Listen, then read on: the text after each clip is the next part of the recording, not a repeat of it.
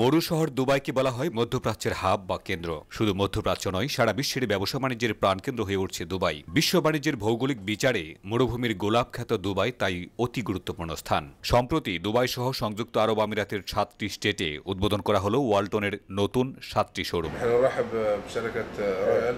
বাংলাদেশিরা আমাদের ভাই, আশা করি ওয়ালটন পণ্য ঘরে ঘরে পৌঁছে যাবে। ওয়ালটন পণ্য দেখতে সুন্দর, 5 বছরের ওয়ারেন্টি আছে। আমি ওয়ালটনের সাফল্য কামনা করি।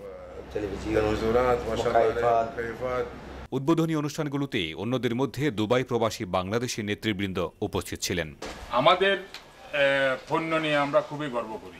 ওয়ালটন এই ফ্রিজ যেখানে একটা স্টিকার আমার বাংলায় লেখায় আমি দেখতে পাচ্ছি, এর চেয়ে বড় ফিলিং তো আমার মনে হয় কোনো একজন বাঙালির জন্য এর চেয়ে বড় বেশি কিছু আর কিছু হতে পারে না।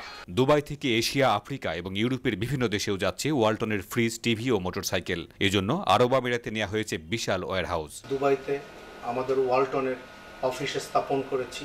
এখান থেকে আমরা সমগ্র জিসিসি কান্ট্রি এবং আমরা আফ্রিকা, ইউরোপ এবং সিআইএস কান্ট্রির যে দেশগুলো আছে সেখানে আমরা আমাদের ব্যবসা সম্প্রসারণ করার জন্য, আমাদের ব্যবসা বিস্তৃত করার জন্য আমরা এই হাব এরিয়ায় আমাদের অফিসকে আমরা স্থাপন করেছি।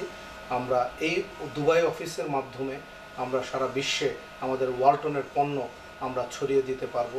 আরব আমিরাতে বসবাসকারী বাংলাদেশিরা মেড ইন বাংলাদেশ খ্যাত ওয়ালটনের এই অগ্রযাত্রাকে দেখছেন লাল সবুজের পতাকার বিজয় হিসেবেই।